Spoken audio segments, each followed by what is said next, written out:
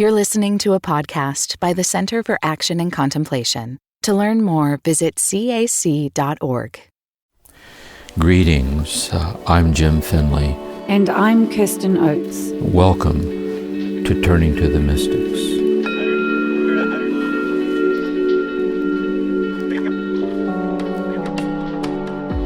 Welcome. We're here to talk about Session 7, your Session 7 Lectio, Jim, on the mystic John of the Cross.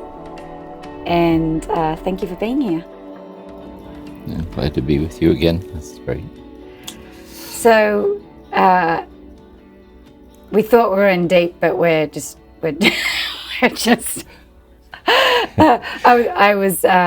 It's like a brain teaser we're in right now, which is to say that we're trying to understand something that our finite self can't understand. Exactly. That's exactly right. We'll see how it goes. I was going to suggest that we just have our infinite selves have this dialogue, and then it would all become very clear. But I guess to the infinite self, yes. That would just be silence for everyone listening. You know, I think in a way you're touching on something important through this too, is that we're talking about a certain experiential oneness with God, in which there's an inner certainty regarding it in your heart, and you can't explain it. You can't explain it. That's like Teresa of Avila at the beginning of the Fourth Mansion, that you realize you're in a realm where the time has come to love. The trouble with Third Mansion people is that that it has not yet, it's entirely too reasonable. And this becomes kind of divinely unreasonable, and then it's an overflow of oneness, that you've experienced it in your heart, but you can't begin to explain what's happening to you. And he's offering guidance on how to conduct ourselves in that kind of subtle state. You said in the podcast itself, actually, we're not sitting with this to understand it. So what you said just now is the kind of understanding we're looking for, which is more like a certainty in our heart. And when we hear the words, we don't understand them. We might not understand them, but there's a sense of the truth in our heart. Exactly. And that's why when we talk about two people who have tasted it, talk about it, neither one can explain what they're talking about, but they mutually recognize what they're talking about. You know, the intimacy. And then he's offering guidance in this, how that deepens and develops a certain kind of mystical understanding. It's transconceptual. It's not an understanding of a concept, but of an obscure clarity in your heart that's transforming you into this love. What's amazing about John of the Cross, given what we're saying right now, is how many words he was able to write. He was a prolific writer, and particularly around the Dark Night and this unitive experience. Yes. You know what I think it's like that reminds me of? It's like saying two people that have been married, who've loved each other for a long, long time. And when they speak of their love, they say many things. Because it's a many-faceted thing, it turns this way and then that way. And it offers this and it offers that. And so you get the feeling of the endless kind of music of it. It's because it's infinite, really. And it's very lovely, actually. Would you say, Jim, that someone like John of the Cross would be writing from that certainty in his heart? The words would flow with that heart certainty in the mix. That's exactly it. I told how he wrote this poem when he was in prison. It's when he was going through that dark night. And it just burst forth like as a flow of poetic love. And so when he got out of the prison and they asked him to comment, like, what's it mean? He was always explicating what was poetically giving to him in the flow of it itself. And when he starts the living flame of love, this mystical marriage, he said, I waited until the love reached such a depth, an overwhelming depth, which it was even possible to say such things. So it's like a flow, it's putting words to things that words can't say. Right? It's putting words to things that's like music, that when you listen to the musicality or the rhythm of it, it draws you into the beauty of it. And it gives you some sense of it, that you're participating in it. This unity, this idea of unitive, the time of union or the experience of union, we're talking about something that is always happening. I keep reminding myself of that. Is that right, Jim, that the unitive experience is happening beneath the surface of what our finite experience can know? Yes. At the end of that previous session we did, where I used Thomas Merton to introduce the mystical, around the inner experience. And I used that quote where he says, on that other day. Mm-hmm. And what he's referring to is, I'm writing this in this day, which is time, but on that other day, which is eternity. Mm. You gave me this before the origins of the universe. That is, you eternally contemplated me hidden with Christ, with you in the Word, as someone destined for this. So in some sense, it's from all eternity, this has always been happening in you, Lord. See? Mm. As the divinity of myself and my nothingness without you. See? And therefore, for us right now, in that sense, it's our ontology. It's our very God-given, godly nature as a Kapak's day, as a person. But what's not constant is our experience of it. See, affective union. And that's what fluctuates. So he's really talking about the transformation of conscious affective union into this love, beyond the faculties of the soul. And so in us, it's the reality of us, this is the constancy of who we are in God. But the degree and the ways in which we're aware of it is very inconsistent. It flickers. And so he's trying to help us stabilize the living heart knowledge till it becomes habitual and being transformed. And that's really what he's about here, I think. Yes. You've spoken a few times during the podcast about that during our life on this plane, that we're very grounded in the finite experience. We have to orient and operate from that experience. But once we die, that finite self will die and we'll be left with the infinite union. What I'm hearing about what you just said in terms of the eternal nature of it, did we come in to the finite from the infinite also, that's been constant from the beginning prior to our birth, and will continue after our death? That's right. So let's say that the person that we are comes into time, and God's let it be, in which we're created as a human being in time. And that human being in time, our human nature, is endowed with the capacity to realize this timeless unitive mystery, as a capacity to be realized. And we realize it through flashes of mystical oneness, through love, all these quickening experiences. And then in realizing it, we're to freely choose to assent to it, like to yield to it, and to become obedientially faithful to it. But on this earth, it's mediated through the faculties. So this infinite presence is mediated through our finite mind illumined by faith and so on. So what the mystical is the dark night renders us powerless to actualize this awareness of God through our faculties. See? So we're powerless to feel the consolation of God, to feel the warmth of God, because it's finite. God weans us off. God sees we're attached to it. God weans us off our insights and understanding of our beliefs. And then in that powerlessness, those are the three signs of meditation that this is occurring. He said there begins to emerge this general loving awareness without regard for anything in particular.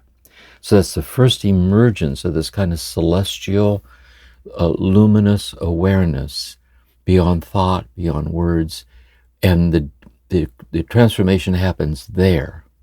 Only on this earth, it's very deep and real, but on this earth it's always obscure to the one who realizes it, because we're trying to reflect upon it And the finite consciousness is being transcended by it. Yes. See?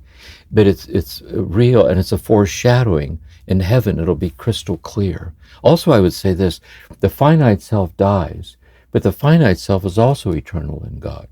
This was by the mythic language of the final resurrection, and so on.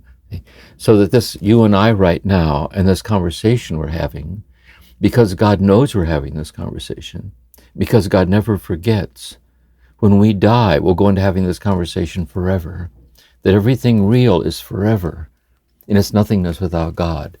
And through this path, we become sensitized to that. See?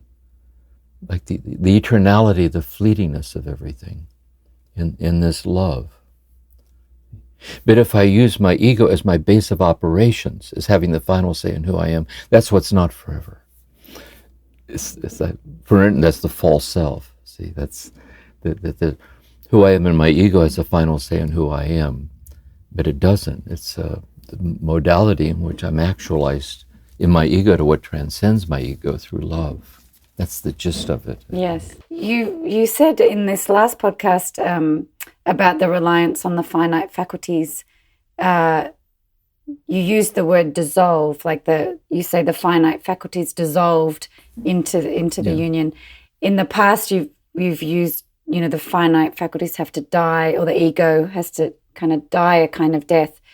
The dying sounds quite painful. The dissolving sounds quite poetic. And I wondered, what is the experience for people? I'll give an example in human love first, and then I might talk about the dying and the dissolving. Let's say in human love, there can be a moment between two people in a deepening communion of love in which they feel their otherness is mutually dissolving in the oneness of the love, which is kind of miraculous and wondrous to them. So the depth of it, in which they're being transformed, is a dissolving. That is, the separateness is dissolving or giving way to the oneness, which they feel the immensity of that or the holiness of that. So this can also happen in nature with the artist or the poet, this dissolving. The death happens. In order to yield to the dissolving, they have to let go of control.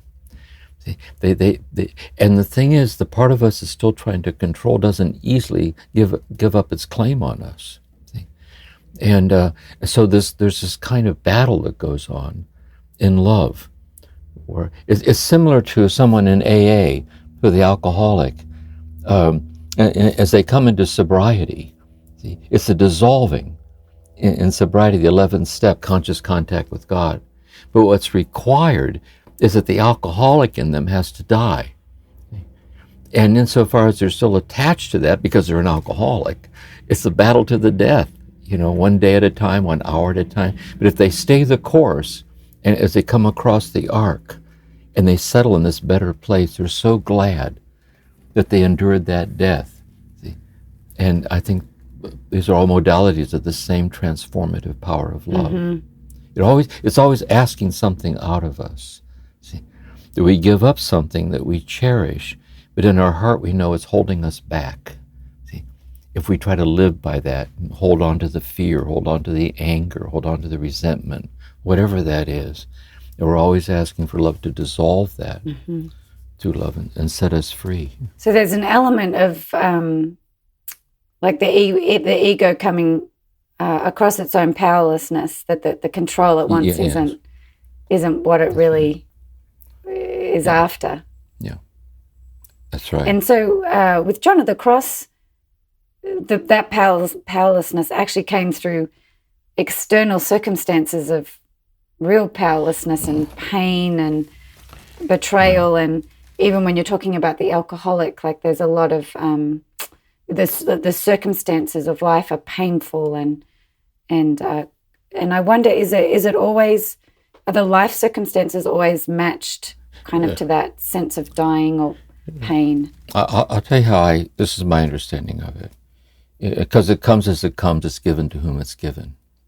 See, I think when John of the Cross was in the prison in that dark night and had this breakthrough, this love, I think the breakthrough of the love came only over all the years of being steadfast in humble prayer. That is, he had already gone through the dark night in meditation, in silence, and love, and humility, and pain. He was already becoming translucent to the divine. And so the arduous moment was a tipping point for him. And sometimes it can happen to us out of the blue, like near-death experiences. Like all of a sudden we're quickened by it. But in order to be stabilized in it, we have to circle back and do our homework and interiorly letting go, humility, patience, trust, fidelity. We have to do the inner work for it to become habituated. Because sometimes some people, when they're quite young, they're given a big taste of this. And they spend the rest of their life learning to be faithful to what was given to them. And that's what spiritual direction is all about. Each person has to see where they are with respect to this. See, where have I experienced this, or where have I glimpsed this, or how am I on the edge of this? Because when you look at it, it isn't that there aren't visions and voices that can happen in deep prayer states. He talks about that. When you really think about it, he's talking about things that are very delicate, very interior, very subtle. And a lot of it sometimes is calibrating our heart to a fine enough scale to be sensitized to the delicacy of this union. Yeah, and there's something, I don't know, for me personally, like that I was drawn by this possibility of union. And in the podcast where you said something like, deep within the hidden center of ourselves is this union. And, my heart quickens in hearing that.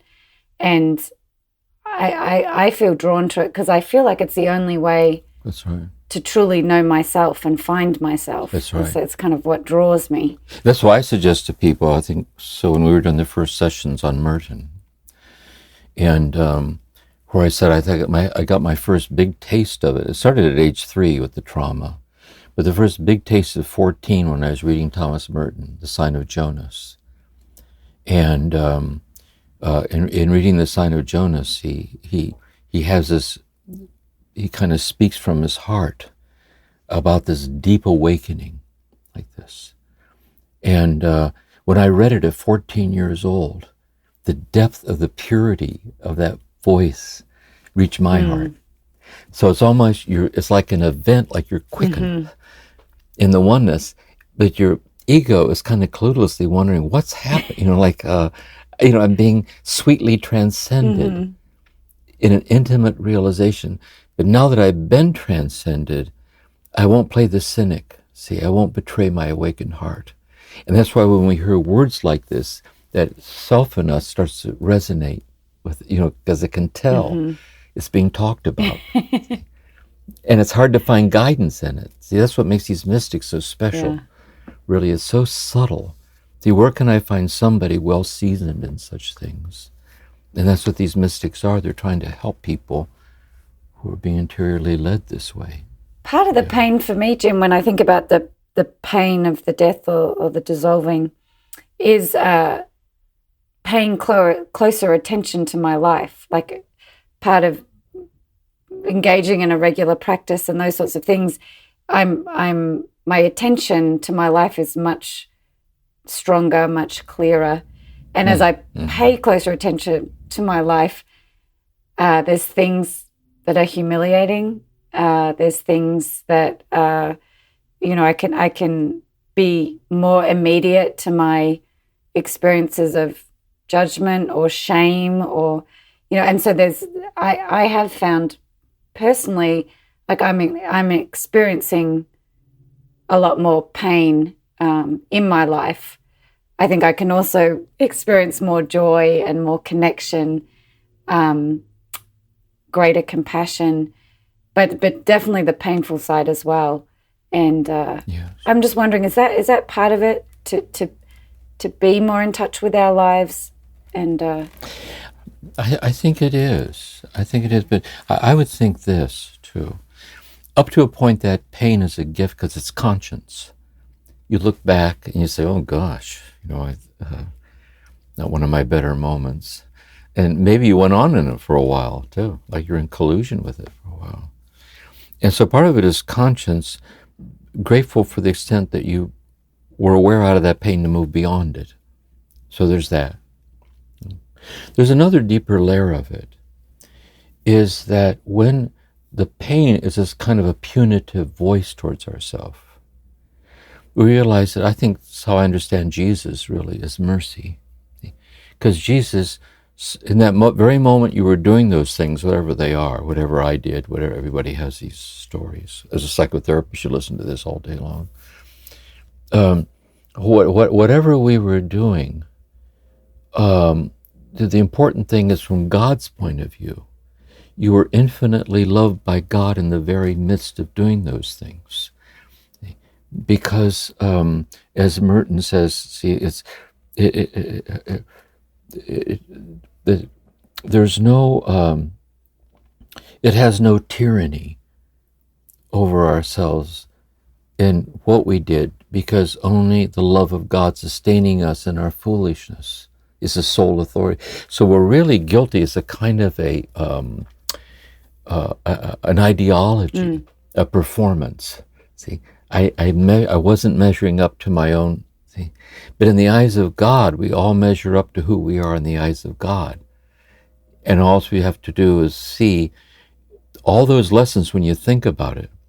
Part of it was regretful. Sure enough, we probably hurt people or hurt ourselves, and we need to acknowledge that. But a lot of what we know today about mercy came out of what we learned in going through those things. I think, really, if you really just, and then that also helps us to see everybody in those eyes. We're all a work in progress, and we're trying to help each other out here. Can you repeat that? There was something beautiful you said about measuring up, and you said, yes. That one way of understanding this is that there's the gift of it in conscience, that I fell short in being the person I know in my heart deep down I am and I'm called to be, because I hurt myself, I hurt other people, and I went on for a while, whatever the details are. See, but then insofar then, the real pain is that I didn't measure up to my idealized self, being ashamed that I didn't measure up to who I'm trying to be. See, am I holy yet? Am I holy yet? Am I holy yet? Yeah. See, and see, and what happens then, I think, is this love that John of the Cross is talking about, which is really mercy. That's the gift of tears, really, is the ultimate irrelevancy of all that. And the real sin is attributing more authority to our ideals we can't live up to over the love that loves us and our inability to live up to our ideals. I think that's called that Christ consciousness or compassion, whatever, which is wisdom, I think. And it's not license. St. Paul says, if we're loved this way, should we then sin all the more? God forbid. But the point is, we're powerless to make God stop being infinitely in love with us. It's not for us to say. And we surrender to that and try to live by it as best we can. That's my sense of it. That's really helpful. Thank you. Turning to the mystics will continue in a moment.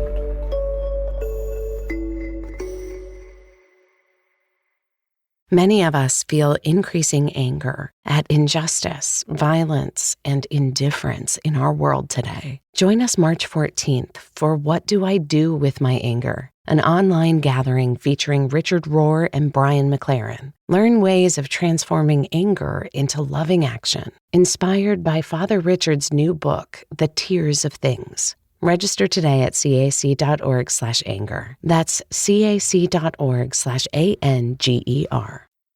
It reminds me of the image you gave in last session around God coming out of the cave and giving us a hug, and I love that. I love that image. That's a great. In these moments where we feel that insecurity, anxiety, the penalizing part of ourselves, we can. That's right. And by the way, that hug can come to an accepting friend. The person, it can come in prayer. That we all need those hugs, the reassurance. But see, in the cave, where God says, I'm not, the dark night is God says, I'm not coming out. I want you to come in here. See, and when you're in the dark with God, it's not your finite self's experience of God's infinite hug. You've passed beyond your finite abilities into the hiddenness of God, see? Being given the hidden, infinite hug, see? At this communion, and that's the mystical part. Wow. See? And we're always both, because I said at the end of the session too, so John of the Cross, his whole life was all these stories about, we always wanted him to join us on the walks because he always made us laugh, because he was so poor growing up. He had a special concern for the poor. He apologized when he was dying to the superior of the house, whatever he did. And his poetry is so sensual. You get the feeling of a very present, loving, open-hearted person, in the day-by-day realities of it. And it's the mark of holiness, I guess. I think we can often forget about the day-to-day life of the saint or the mystic teacher. We can just be so drawn by the beauty of their words, and which isn't to say, Jim, that he might not have still had things that weren't perfect in his personality also. Is that? Yeah, he probably, in this hagiography, they weren't really into that kind of existential honesty about issues of temperament, and so he, I'm certain that he did. But the thing is, he was took responsibility for them. He was aware of them. He was always working at not giving in to them and renewing his efforts, and then mystically was aware of their ultimate irrelevance in the presence of the love that's taking us to itself, in the midst of the frailties, deeply accepted, which is salvation. Which is really the path to being able to take true responsibility and have humility. And it is.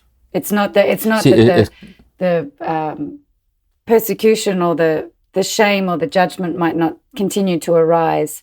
It's that the way I approach it, or the way I can hold it, right. changes. That's why I think in AA they say making a fearless inventory of our past life. And that raises the question, what's a fearful inventory? A fearful inventory is, I already know enough bad things about myself. I don't know what else is back there. Yeah. Why? Why are we afraid of it? We believe it has the authority to name who we are. But when we know through the higher power, it has no authority to name who we are in the eyes of, then bring it on. I'm God's fool here, just trying to get through another day. You know what I mean? Just like you, we're all in this together. So there's kind of a freedom of humble self-acceptance while we consciously work on these things as best we can, but in a peace that's not dependent on the success that we can reach this and this and that. Like the thorn in the flesh for St. Paul. And God says, leave it there. The thorn is your teacher. And I did want to talk about practice. You talked about practice a couple of times in the last session. And I wanted to bring back the verse you quoted from Philippians about kenosis. Yes. And he did not consider his equality with God a condition to be clung to. And just wondered how you relate that to how we might practice this path. Yes. What I was referring to is, and I mentioned Mirabai Starr and I were talking about this too. See, the way the translation of the poem begins the ascent of Mount Carmel, when we began our work on the active night. In stanza 5 of that poem, the ascent of Mount Carmel, he says, O guiding night, O night more lovely than the dawn, O night that has united the lover with his beloved, transforming the beloved in her lover. So the beloved is the soul. Her lover is the infinite love of God. And so we're transformed by our soul is transformed by our infinite lover into the very love of God, transforming us into itself. And that's most theologically correct, you put it this way, because it honors the utter transcendence of God. We're transformed through love into God, through love, and our nothingness without God. So what I was suggesting in the talk is, and this comes through in John of the Cross with the Canticle and the Living Flame. If Christ did not consider his equality with God a condition to be clung to, could we say then in the kenosis of God through love that the soul and God are transformed into each other? That is, God does not consider his equality with God, but meets us in mystical love, transforming ourselves into each other. See? As this ultimate kenosis of God's self-donating love, like the ecstasy of God. And God created you to have someone that he or she can completely give himself to forever. See? For holding nothing back. You just want to empty like this. So that you, and being so taken by that, might be so moved that you then give your very self to this infinite love that's giving itself to you. And that's heaven. See, that's paradise. And that union occurs obscurely on this earth. And this is this obscure poetry. But in glory, it'll be fully manifested forever. See, as God's will for us. So this is a foretaste of heaven in the obscurity of love. And are there practices we can do kind of in our finite experience that might help with that idea? I think the kenosis you described it as of the letting go. Yeah, I use the example of, I think of this with myself, people I worked with in therapy. They say someone can be in a marriage, or someone with their child, or someone can be teaching students, or be committed to the healing of people through medicine or psychology, or working with the poor, the disadvantaged, or the commitment to be an artist, or to be a poet, or to be a solitary. See? And the thing is, you're so moved by the depth of this calling, see, that you literally spend yourself, like you just give yourself completely to it. And the more you give yourself to it, the more that's given back to you is transformed in it. This always implies at a secondary level that you're modulating yourself in terms of sleep and food, and because you're just a human being. But in your heart, it's like a lifetime of self-giving that over the years has so enriched you, you can hardly begin to put words to it. And I think that's an echo of this self-emptying love, incarnate and lived out with each other and with the earth, I think. So in a way, whatever the thing is that enlivens that flow of love, joy, kind of compassion in you, we can let go of things that might get in the way of us entering into that flow, that love, that giving more of ourselves. That's right. Because I also think if you look at it this way, that self-giving generosity in reality is always kind of messy. Yeah. You know, you're exhausted at the end of the day. There's a lot of things that didn't go right. There's a lot of setbacks. There's misunderstandings. So it's a messy kind of sifting and a give and take. And you go with the flow. You lean into it. You step back again. In AA, like life on life's terms. Yes. See, it's fully incarnate. But you realize that somehow God's the infinity of that transformative process itself. See, and that very process itself is the immediacy of God. And you have that heart, a certitude in your heart that it's true.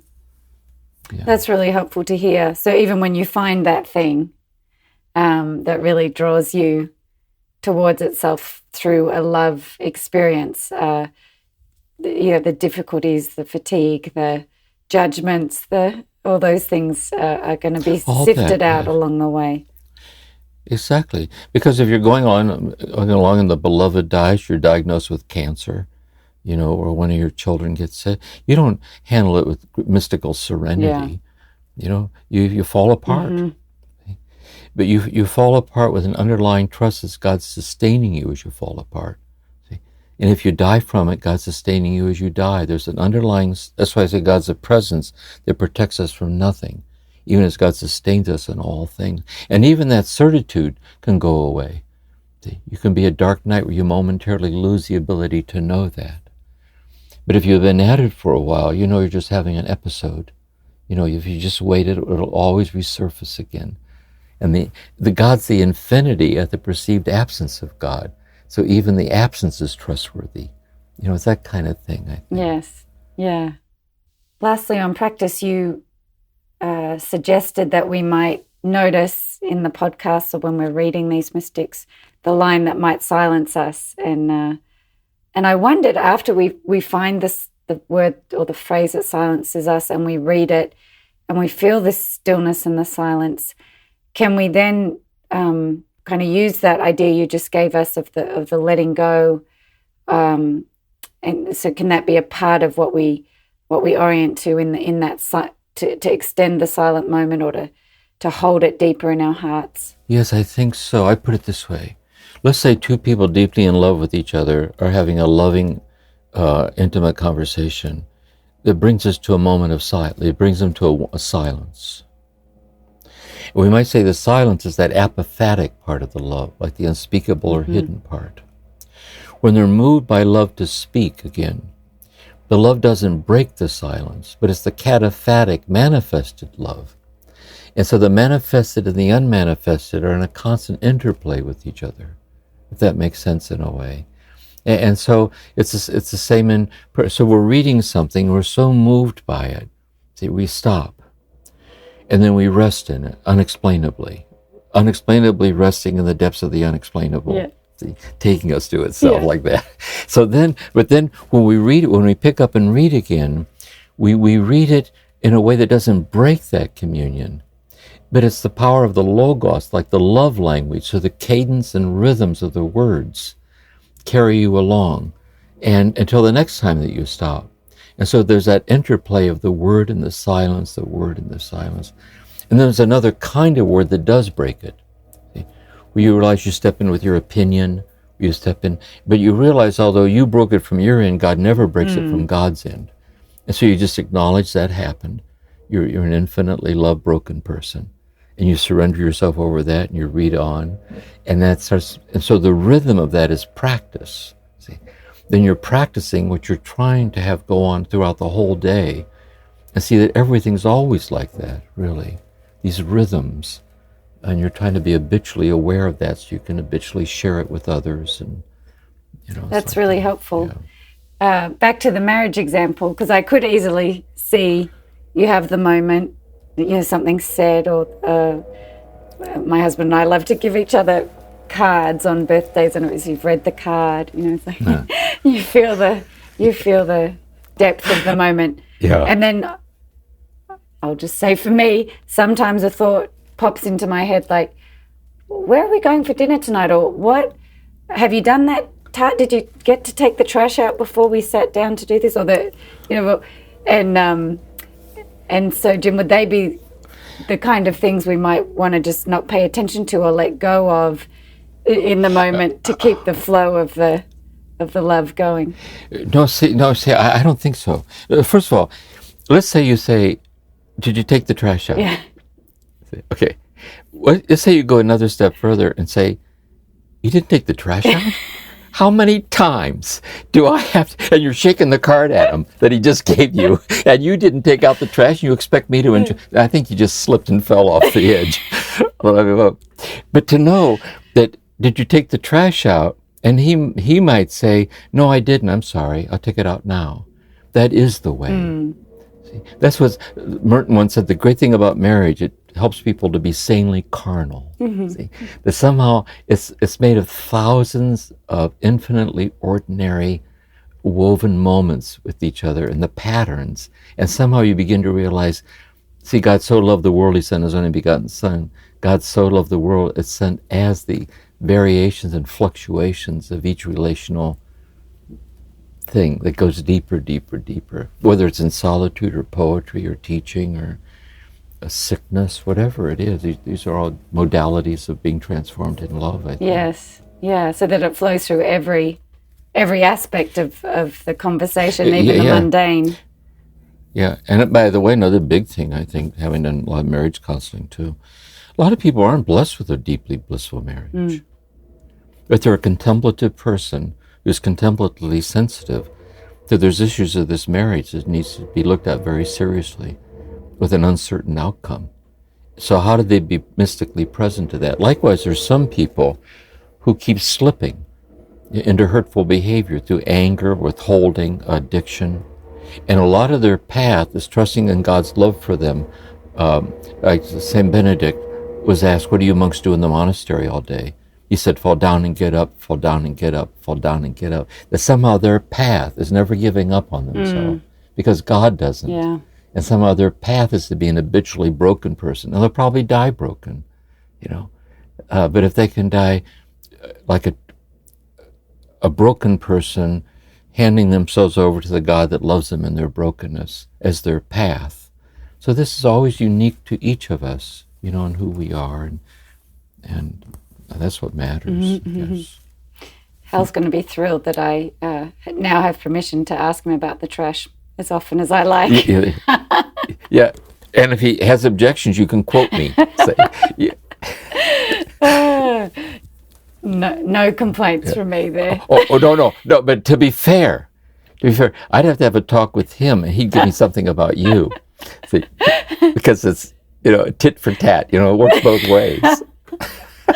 I'll make sure to ask him before our Q&R session. Because he might say, I know it's not good I don't take out the trash, but quite seriously, I do think it's a little more seriously hurtful that you keep pointing it out to me in that tone of voice. Yeah.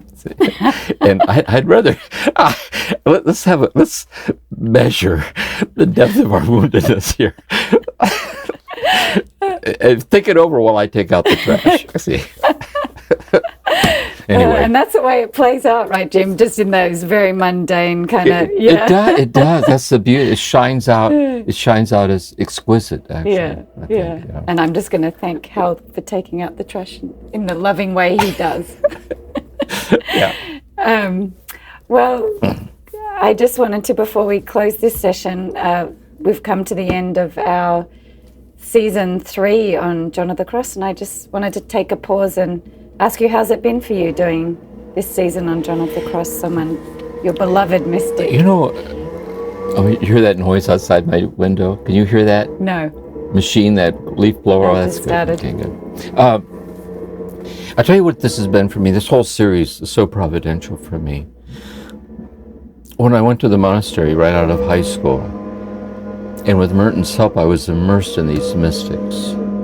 They had such a profound effect on me. And when I left, I continued to immerse myself in them, and then later give retreats on them. So for me to be sharing these people that have guided me over the years, these classical texts and the beauty and truth of it, and so it's a variation of me doing silent contemplative retreats, how to live a contemplative life in the midst of the world.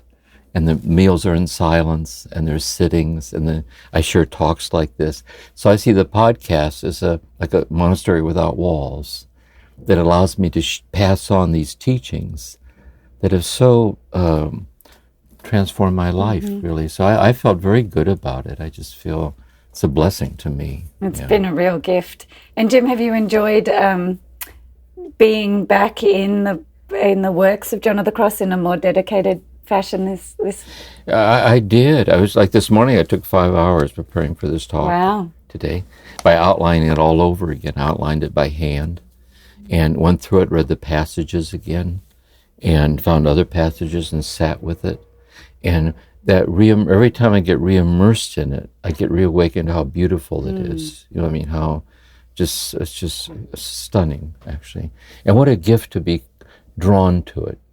Because even to be drawn to it bears witness that you're already on the path where you wouldn't be drawn to it. And so we each are where we are.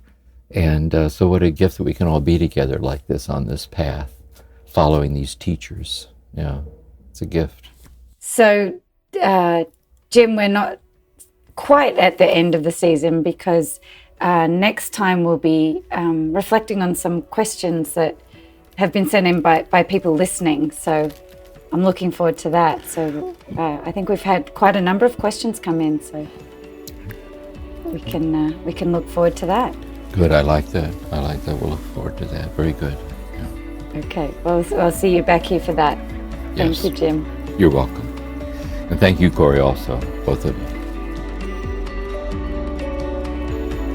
Thank you for listening to this episode of Turning to the Mystics, a podcast created by the Center for Action and Contemplation. We're planning to do episodes that answer your questions. So if you have a question, please email us at podcasts@cac.org or send us a voicemail at cac.org/voicemails. All of this information can be found in the show notes. We'll see you again soon.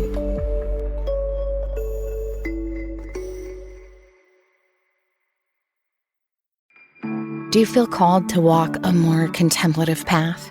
The Center for Action and Contemplation is an educational nonprofit supporting the journey of inner transformation. Our programs and resources will help grow your consciousness, deepen your prayer practice, and strengthen your compassionate engagement with the world. Learn more about our resources, such as publications, podcasts, email series, and events at www.cac.org.